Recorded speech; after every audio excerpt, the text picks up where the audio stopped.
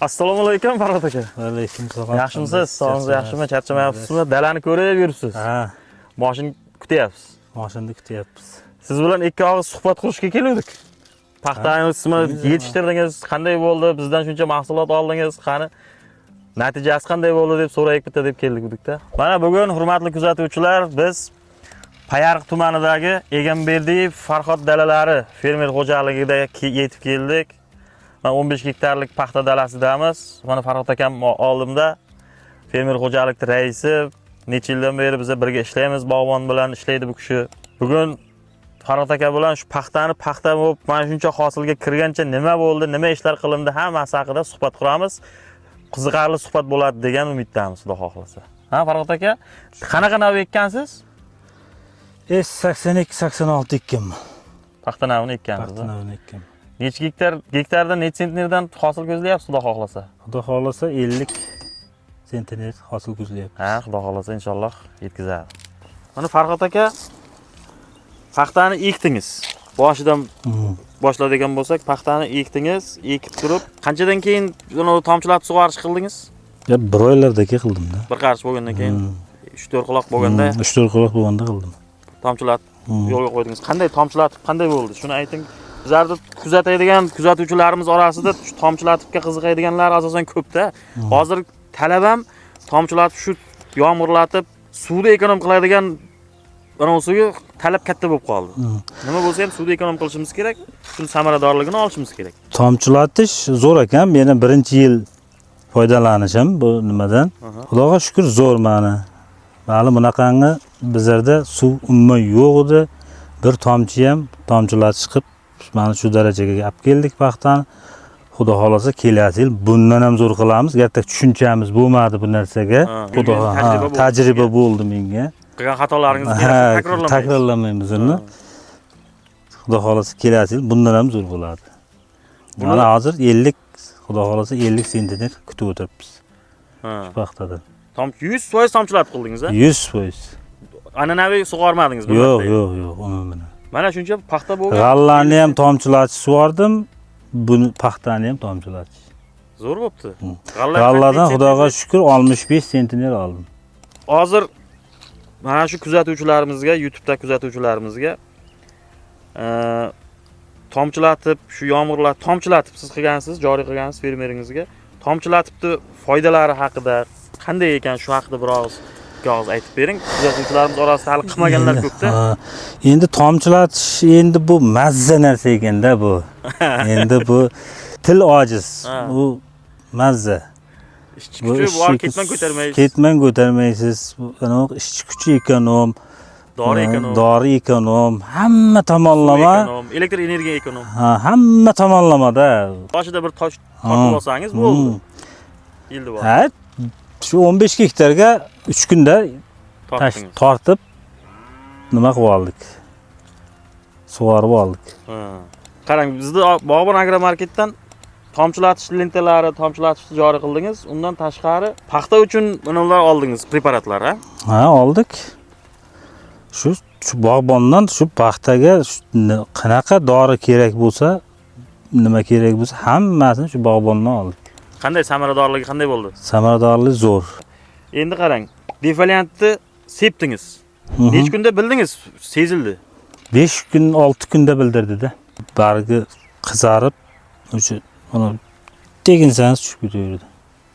Уже bir haftaga borib o'zi bir haftada o'zi tushib boshladi, tushib ketdi. Farhod aka, qarang, paxtani nechiga ekkansiz? 76.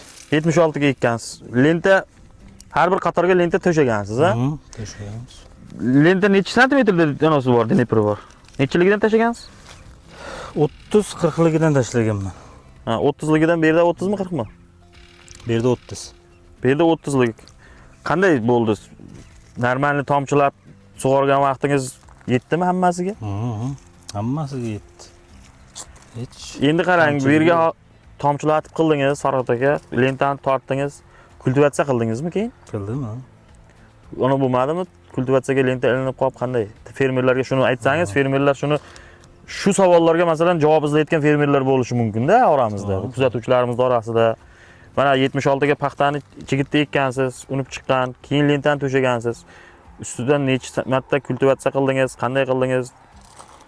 Dorini qanday berdingiz? Shular haqida qisqacha aytsangiz, uni kultivatsiyaga ilinib qolmadimi, lenta xalaqit qilmadimi? Birinchi dorini shlankani yozmay berdik. Aha.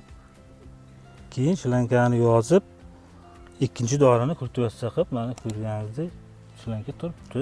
Ikkinchi dorini shlankadan oqqizdilaringizmi? Shlankada ham oqqizdik, kultivatsiyadan ham berdik. Kultivatsiyadan ham berdingiz, shlankaga hech xalaqit qilmadi shlanka. Yo'q, xalaqit qilmaydi. Necha marta kultivatsiya qildingiz? O'pishi 6 marta kultivatsiya qildim. Shlankadan keyin necha marta? Shlankadan keyin 3 marta. Endi bizda eskidan ota-bobomizdan qolgan gap bor, paxtani temir pishiradi degan ota-bobolarimiz aytgan gap bor-da. Shuning uchun so'rayapman-da, u kuzatuvchilarimiz orasida bor-da, u paxtaga kultivatsiya qilmasa bo'lmaydi baribir deydi. Shlanka bu. Ha, shlanka deydi, kultivatsiyaga ilinib qoladi, ertaga qo'porib ketadi, shlankani uzib ketadi deydi. Shunday bo'lmadimi sizda? Yo'q. Men ham shunaqa fikrda edim. Bu shlankani yozgandan keyin qanday kultivatsiya qiladi buni? Yo'q, mana qildik. Hech qanday zarari tegan yo'q. Uzilib ketgan joylar aniqlanmadimi? Yo'q. Kuzatilmadimi? Daji bug'doyni ichidagini sho'ttirish o'rg'izdim. Bug'doyga to'shagan lentani shunday o'rdi. Hech narsa, hech bala ilib qolmadi, hech narsa qilmadim. To'g'ri? Yaxshi bo'pti, ana. Bug'doyga kapelni tomchilatib sug'orish joriy qilgan g'allaga. Bug'doy pishgandan keyin, g'alla pishgandan keyin kambay o'rgan, lenta to'shalgan bo'lgan, kambayga ilinib qolmagan lekin. Kambay g'allani shunday nes nobud qilmay o'rib chiqib ketdi. Shlankaga ham hech zarar yetkazmay o'rib chiqib ketdi. Pastdan o'rib ketdi. Pastdan o'rib ketdi.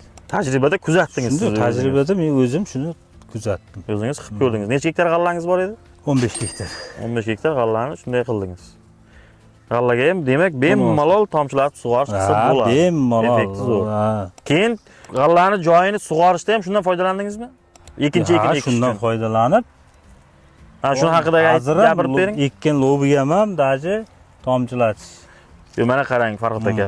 G'allani o'rib oldingiz, lenta turibdi. Zayak sug'orasiz-ku. Sug'orib, yig'ishtirib oldim. Ha, lenta bilan sug'ordingiz? Lenta bilan sug'ordimdan, yig'ishtirib olib, keyin lob fasolni ekib, yana shlankani to'shlab, yerni tayyorlab, shulga tayyorlab, to'shlab, yana shlanka tomchilatishda sug'orib. Zo'rmi? Zo'r, xudoga shukr. Hozirroq siyrak nimasini aytmasangiz, o'zimiz qo'ldan qilib qo'ydik. Chuqurga tushib ketdi-da. Ekishda xato qilib qo'ydik. Lekin zaxlatishiga gap yo'q. Zaxlatishiga gap bo'lishi mumkin emas. Shu narsalar yaxshi bo'ldi-da, qarang. Kuzatuvchilarimiz orasida ko'p-da. Shunday. Shu savollarga javob izlayotganlar ko'p. Biz o'zimiz ham shunday edik vaqtida. Buni qanday qilasan, qanday yig'ishtirasan? Bosh og'rib. Bosh og'rib. Qayta osonmi ekan? 1000 marta oson. Rahmat sizga Farhod aka. Mayli. Shu sezon hozirmi mavsum, yig'ishtirish mavsumida vaqt ajratib biz bilan suhbatga rozi bo'lganingiz uchun sizga katta rahmat. Xirmonga baraka aka. Planlarni 100 qilib to'ldirib, yuzingiz yorug' bo'lsin har doim. Sog' bo'ling. Xush kelibsiz.